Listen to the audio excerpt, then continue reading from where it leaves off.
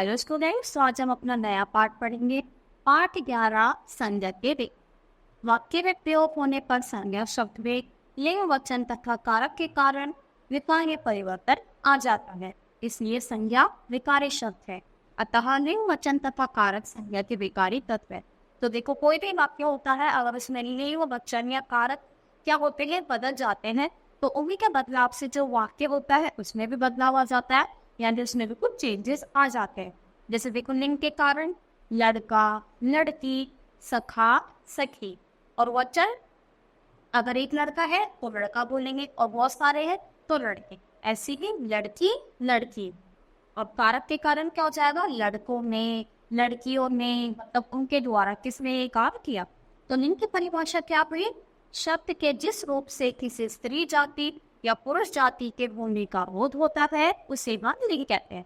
यानी जो हमें ये बताए कि पुरुष जाति का है या फिर स्त्री जाति का, उसे हम क्या कहते हैं? लिंग। और लिंग दो प्रकार के होते हैं, पुल्लिंग और स्त्रीलिंग। पुल्लिंग जो पुरुष जाति का बोध कराए उसे पुल्लिंग कहते हैं, जैसे आदमी, लड़का, कुत्ता, पहाड़, राजा, घोड़ा। और जो स्त्री जाति का बोध कराए उसे स्त्रीलिंग कहते हैं, जैसे औरत, लड़की, पहाड़ी, रानी, घोड़ी। फिर लिंग की पहचान क्या होती है, हम कैसे पहचानते हैं? तो हिंदी में संज्ञा शब्द प्राणीवाचक और अप्राणीवाचक दोनों तरह के होते हैं। प्राणियों का लिंग पहचानना सरल है। यदि वह शब्द पुरुष जाति का है तो पुल्लिंग और स्त्री जाति का तो स्त्रीलिंग होता है, जैसे माली, मालिन, मोर, मोरनी, राम, सीता आदि। कुछ प्राणीवाचक शब्द सदैव पुल्लिंग या स्त्रीलिंग में प्रयोग, जैसे तितली, कोयल, कौवा आदि। और अप्राणीवाचक संज्ञा शब्दों के लिए की पहचान करना कठिन है, क्योंकि हिंदी में लिंग का प्रयोग करना परंपरा के निर्णय पर निर्भर है। इसके लिए दो नियम नहीं है, फिर भी पहचानने में कुछ नियम सहायता करते हैं। तो देखो, किसी किसी में तो हमें आसानी से पता चल जाएगा कि पुल्लिंग है या स्त्रीलिंग, पर कुछ शब्द ऐसे होते हैं जो पुल्लिंग में सेम रहते हैं दोनों में, और कुछ ऐसे हैं जो स्त्रीलिंग जैसे लगते हैं पर पुल्लिंग होते हैं। तो ये सब हम क्या करते हैं?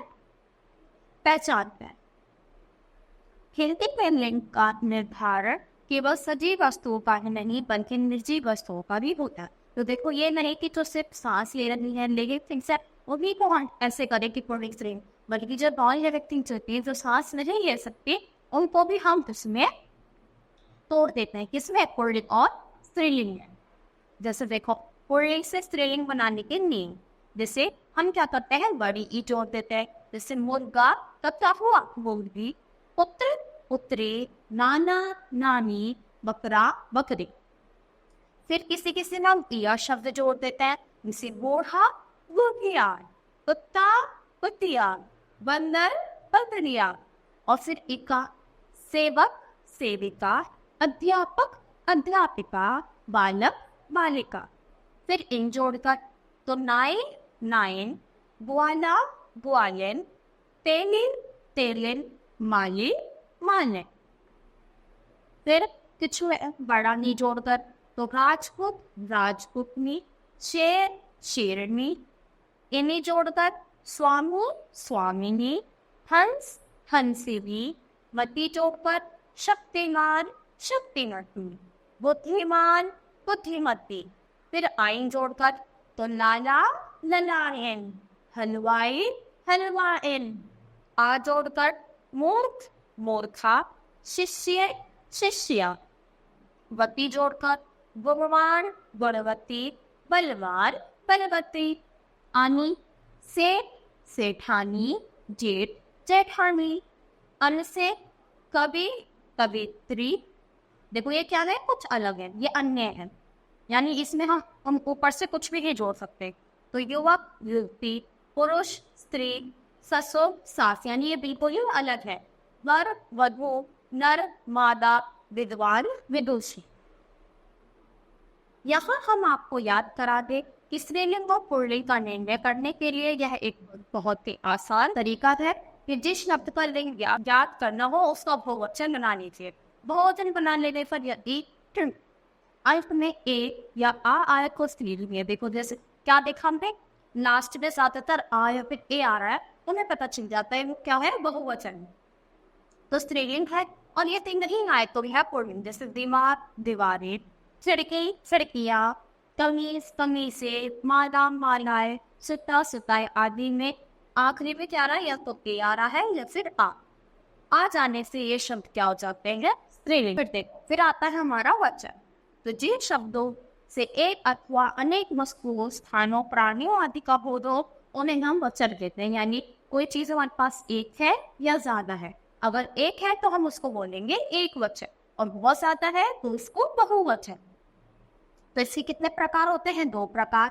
एक वचन यानी जो एक होने का बोध कराए, एक पता चले कि हाँ भाई एक ही है, जैसे संतरा, लड़का, चिड़िया, भेड़िया। और बहुवचन जो एक से अधिक होने का बोध कराए, उसे हम बहुवचन कहते हैं। जो संतरे, लड़के, चिड़िया, भेड़िए। अब देखो, सिंगल में चिड़िया था और इसमें हमने चंद्र बिंदु लगा दिया तो यहाँ वो बहुवचन बन गया। फिर अब वचन की पहचान कैसे होगी, तो वचन की पहचान 2 तरह से की जा सकती है, संज्ञा या सर्वनाम देखकर या फिर क्रिया से। तो संज्ञा और सर्वनाम से कैसे होगी, संज्ञा अथवा सर्वनाम के रूप में वचन का एक या एक से अधिक होने का बोध होता है। जैसे वह खेल रहा है, तो खेल रहा है एक वचन, और वे खेल रहे हैं, अगर यहाँ पर रहे हैं आ गया और वे आ गया तो यानी बहुत सारे हो गए, बहुवचन हो गया। लड़का भाग रहा है, तो लड़का एक है तो इसलिए आया भाग रहा है। और लड़के आ गए बहुत सारे तो क्या गया, लड़के भाग रहे हैं। तो इनसे भी हमें पता चल जाता है। फिर क्रिया से, तो वाक्य में क्रिया शब्दों के प्रयोग से संज्ञा का एक वचन या बहुवचन होना ज्ञात होता है। जैसे वो नाच रहा है, मोर एक है तो इसलिए एक वचन हो गया। और मोर नाच रहे हैं, तो देखो मोर मोर तो सेम है, पर अगर हमने रहा है लगा दिया और रहे हैं तो हमें इससे पता चला कि वो एक वचन है या बहुवचन। शेर दहाड़ रहा है और शेर दहाड़ रहे हैं, तो रहा है एक वचन और रही है बहुवचन। फिर बहुवचन का प्रयोग, प्राय बहुवचन शब्दों का प्रयोग बहुवचन संज्ञाओं के साथ किया जाता है, लेकिन जब किसी व्यक्ति के प्रति आदर प्रकट किया जाता है तो एक वचन की जगह हम बहुवचन का प्रयोग करते हैं। जैसे गुरुजी पढ़ा रहे हैं और माता जी खाना बना रहे हैं, तो देखो हम जब बड़ों से बात करते हैं तो हम जी लगा कर बात करते हैं ना, ताकि हम उनको आदर दे सके क्योंकि वो आपसे बड़े हैं। तो गुरुजी और जो माता जी हैं ये एक वचन में है, लेकिन उनके लिए आदर प्रकट करने के लिए कारण पढ़ा रही है और बना रही है बहुवचन क्रिया शब्द का प्रयोग किया गया। जैसे देखो, अब ऐसे थोड़े बोल दें गुरुजी पढ़ा रहा है, नहीं ना, तो गुरुजी पढ़ा रहे हैं और माता जी खाना बना रही है। तो हम क्या करते हैं, जो अपने से बड़े लोग होते हैं उनको सम्मान देने के लिए बहुवचन का प्रयोग करते हैं। फिर सेकंड, कुछ लोग स्वयं को बड़ा दिखाने के लिए वह के स्थान पर हम का प्रयोग करते हैं। तो कुछ लोग ऐसे होते हैं जो वे की जगह किसका यूज करते हैं, हम का। जैसे वो शब्द ऐसा लगता है कि हम उनको इज्जत नहीं दे रहे, तो के स्थान पर तुम का प्रयोग भी सम्मान प्रकट करने के लिए किया जाता है। जैसे मालिक ने नौकर से कहा हम दिल्ली जा रहे हैं, तो ये नहीं बोला कि मैं दिल्ली जा रहा हूँ, बोला हम दिल्ली जा रहे हैं। तो ये शब्द भी क्या है, बहुवचन हम यूज करते हैं। अब देखो, पुल्लिंग को कर है आ या ए लगा दे तो बहुवचन में बन जाता है। जैसे घोड़ा घोड़े, बेटा बेटे, पहिया पहिए। अंत में ए लगा दे तो पुस्तक पुस्तके, मेज मेजे, सड़क सड़के, गाय गाय। इकरार और इकरान स्त्रीलिंग में या लगाकर इकरान बड़ी ई या छोटी ई में बदल कर। देखो जैसे बड़ी ई है नदी, इस बड़ी ई को हम किस में बदलेंगे, छोटी ई में बदल दिया और फिर हमने या लगा दिया, तो ये क्या होता है, हमने इसका स्त्रीलिंग बना दिया। ऐसी भाभी भाभियां, तो जो आखिरी वाली ई है इसको हमें बदलकर छोटी ई बनानी है और फिर उसमें या जोड़ देना है। लड़की लड़कियां, राखी राखियां। फिर अंत में ए जोड़ देते हैं। पाठशाला पाठशालाएं, सभा सभाएं, बालिका बालिकाएं। फिर देखो किससे किससे में हम ए जोड़ देते हैं। वस्तु वस्तुएं, वधु वधुएं। और जहां पर बड़ा ऊ है उस बड़े ऊ को भी हम क्या करते हैं, छोटे ऊ में चेंज कर देते हैं और फिर उसमें ए लगा देते हैं। वस्तु वस्तुएं, वधु वधुएं, धेनु धेनु। फिर अंत में जैसे या आया है तो ये स्त्रीलिंग है, पर अगर हम इसमें चंद्र बिंदु बना देंगे तो वो स्त्रीलिंग बन जाता है, सॉरी बहुवचन बन जाता है। चिड़िया चिड़िया, लुटिया लुटिया, बिटिया बिटिया, बस हमें क्या लगाना, चंद्र बिंदु लगाना है तो वो बहुवचन बन जाएगा। फिर जैसे वृंद, दल, वर्ण, जन, लोग आदि शब्द जोड़ देते हैं, जैसे विद्यार्थी विद्यार्थीगण, अध्यापक अध्यापकगण, गुरु गुरुजन, हम लोग, सेना सेनादल। फिर आता है हमारा कारक। आप जानते हैं कि प्रत्येक वाक्य में एक क्रिया होती है और वाक्य में प्रयुक्त संज्ञा तथा सर्वनाम आदि शब्दों का समान क्रिया उसी क्रिया से कोई न कोई संबंध अवश्य होता है। वाक्य में संज्ञा तथा सर्वनाम शब्दों का यह संबंध कारक कहलाता है। जैसे अर्जुन हाथ में धनुष बांध लिए रथ से उतरा, माता भिखारी को वस्त्र देती है। तो देखो प्रथम वाक्य में दो क्रियाएं हैं। इस वाक्य के पूर्वार्ध में हाथ तथा धनुष बाण शब्द संज्ञा शब्द है। धनुष बाण का आकार हाथ, बाण का आधार हाथ है। यही हाथ का संबंध पहली क्रिया ये से है और इस संपूर्ण वाक्यांश का संबंध संज्ञा अर्जुन से, जबकि अर्जुन का संबंध रथ से है। इस प्रकार उत्तरा क्रिया रथ से ही संबंधित है। इस रूप में हम देखते हैं कि वाक्य के प्रत्येक शब्द का संबंध उत्तरा क्रिया। तो देखो कैसे है, किसी का संबंध किसी से, फिर उसका किसी और से, फिर उसका, तो ये क्या होता है जब आपस में संबंध होता है, इसी को हम क्या बोलते हैं, कारण। इसी प्रकार जो दूसरा वाक्य है उसमें माता कृत्य ही भिखारी व्यक्ति है और वह अपनी कामना की पूर्ति के लिए वस्त्र का उपयोग करती है। इसी वस्त्र पर देती है क्रिया का सबसे ज्यादा प्रभाव पड़ रहा है, अर्थात वाक्य में तृप्त माता भिखारी और वस्त्र सभी संज्ञा शब्द है। तो देखो माता जी क्या देती है, वस्त्र देती है, और किसको देती है, भिखारी को देती है। तो इस प्रकार इसकी परिभाषा क्या है, सर्वनाम के जिस रूप से उसका संबंध वाक्य में क्रिया के साथ जाना जाए उसे कारक कहते हैं। प्रसंग अथवा कारक विभक्ति। तो इनके देखो क्या होता है, का, की, के लिए, से, के द्वारा आदि चिन्ह लगाए जाते हैं, उन्हें प्रसर्ग अथवा कारक विभक्ति चिन्ह कहा जाता है। तो ये सारी क्या है, कारक चिन्ह होते हैं। तो कारक के 8 भेद होते हैं और उनके अलग अलग कारक चिन्ह होते हैं। देखो ये आपको याद करनी, जैसे विभक्ति क्या हो गई, प्रथमा द्वितीय तृतीय। कारक कौन कौन से हो गए, कर्ता कारक, कारक करण, संप्रदान, अपादान, संबंध, अधिकरण, संबोध है। और इनको पहचानने के लिए कौन कौन से चिन्ह है, कर्ता ने, करण को, तो ये ऐसे ही याद करना है, करण से के द्वारा, संप्रदान को या फिर के लिए, अपदान से, और देखो से इसमें भी है तो इसमें कौन सा से आएगा, अलग होने का, यानी कोई चीज किसी चीज से अलग होगी। संबंध में का, की, के, रारी रे, अधिकरण में पर या फिर ऊपर, और संबोधन में हे ओ अरे आएगा। जैसे काम को करने वाला, क्रिया का फल जिस पर पड़े, जिसके द्वारा क्रिया की जाए, जिसके लिए काम किया जाए, जिससे वस्तु अलग होती है, जो संबंधों को बताए, जो क्रिया का आधार हो और जिन शब्दों से पुकारा जाए। तो ये क्या है, ये टेबल पढ़नी है, फिर हमें अच्छे से पता चल जाएगा कि कौन से वाक्य में कौन सा कारक आएगा। अब देखो हम एक एक करके सारे कारक पढ़ेंगे। सबसे पहले कर्ता कारक। तो जिस शब्द से कार्य अर्थात क्रिया के करने वाले का ज्ञान होता है उसे कर्ता कारक कहते हैं, यानी काम किसने किया। जैसे पुजारी ने आरती की, तो आरती किसने की, पुजारी ने की, अतः ये क्या है, कर्ता कारक है। कुछ स्थानों पर इस प्रकार के चिन्ह ने का प्रयोग नहीं होता, फिर भी वह कर्ता कारक होता है। जैसे पुजारी पूजा करता है, तो पूजा किसने की, पुजारी ने पूजा की, या पुजारी पूजा करता है, तो जरूरी नहीं हमेशा वहां पर ने आए, कभी हमें पता चल जाता है।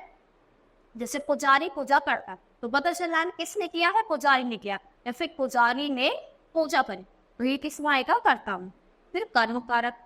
वाक्य के जिस शब्द पर कर्ता द्वारा की जा रही क्रिया का प्रभाव पड़े उसे कर्म कहते हैं। जैसे बंदर आम को खाता है, तो बंदर किसको खाता है, आम को खाता है, आम पर प्रभाव पड़ रहा है, अतः यहाँ आम कर्म कारक है।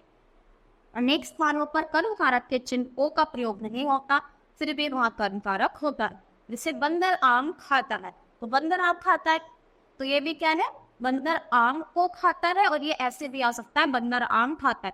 तो हमें यहाँ पे समझना पड़ेगा कि कर्ण कारक है। फिर कर्ण कारक में हमने क्या पढ़ा था, के द्वारा, है ना। तो वाक्य में जिसकी सहायता के कारण से कार्य अर्थात क्रिया की जाती है उसे कर्ण कारक कहते हैं। जैसे मछुए ने जाल से मछली पकड़ी। किससे मछली पकड़ी? जाल से मछली पकड़ी। तो यहाँ पर जाल मछली पकड़ने का साधन है, अतः ये कर्ण कारक है। पर देखो इसमें कैसे आ जाएगा, मछुए ने जाल के द्वारा मछली पकड़ी। तो ये अगर ऐसे भी आएगा तब भी हमें समझना है कि वो कर्ण कारक है। फिर संप्रदान, वाक्य में जिसके लिए क्रिया की जाती है अथवा जिससे कोई वस्तु सदैव के लिए दी जाती है उसे संप्रदान कारक कहते हैं। जैसे पिताजी बालक के लिए खिलौना लाए थे, यहाँ पर खिलौना लाने की क्रिया बालक के लिए की जा रही है, अतः ये संप्रदान कारक है। इस कारण का चिन्ह क्या होता है, को। जैसे पिताजी बालक को खिलौना देते हैं। किसको खिलौना देते हैं? बालक। तो यहाँ पर आएगा संप्रदान। फिर अपादान में क्या होता है, कोई चीज किसी से अलग होती है। जैसे राधा के सिर से मटकी गिरकर टूट गई। तो जब मटकी थी सर पे रखी थी पहले, और फिर वो सर से नीचे आई और फिर वो टूट गई, तो सिर से अलग हो गई। तो अलग होने का भाग कौन दिखाता है? अपादान। फिर संबंध, जो वाक्य में क्या दिखा है, संबंध दिखा, यानी ये इससे घटा।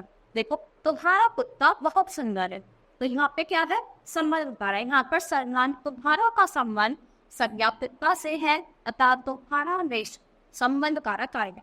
किसका पिता? तुम्हारा पिता। तो ये दोनों क्या है, आपस में संबंध दिखा रहे हैं। फिर अधिकरण, तो वाक्य में जो क्रिया का भाव हो उसे अधिकरण कारक कहते हैं। जैसे मम्मी रसोई में चाय बनाती है, यहाँ पर चाय बनाने क्रिया का आधार है रसोई, क्योंकि चाय उसी में बनाई जा रही है, अतः रसोई का अधिकरण कारक है। ये देखो चाय बना रही है, चाय कहाँ पे बनाएंगे? रसोई में बनाऊंगी, तो यहाँ पे इसलिए क्या आया, अधिकरण। फिर आता है हमारा आखिरी कारक, संबोधन कारक। इसमें क्या पढ़ा था हमने, ये ओ अरे वाले आएंगे, और जैसे ये आ गया आखिरी हमारा संबंध पार्ट, संबोधन। देखो इसमें हमने क्या सीखा, जैसे हे आ गया तो हे के बाद हम ये वाला चिन्ह लगा देते हैं, तो ये क्या कर हमारा संबोधन। जैसे वाक्य में जिन शब्द द्वारा किसी को संबोधित किया जाए अथवा पुकारा जाता है उन्हें संबोधन कारक कहते हैं। जैसे लक्ष्य, अब सो जाओ रात हो गई है, यहाँ पर लक्ष्य को संबोधित किया जा रहा है, अतः उसमें संबंध कारक है। तो ये तो सबसे इजी होता है, जहाँ पर भी ये वाला साइन दिख जाए तो समझ जाना कि यहाँ पर संबोधन कारक है। तो इसी के साथ ये पाठ हमारा यहीं पर समाप्त होता है। आई होप बच्चों आपको अच्छे समझ आया होगा, और हमने आज क्या पढ़े, सारे कारक, वचन, पुल्लिंग पढ़े। आज के लिए इतना ही, थैंक यू।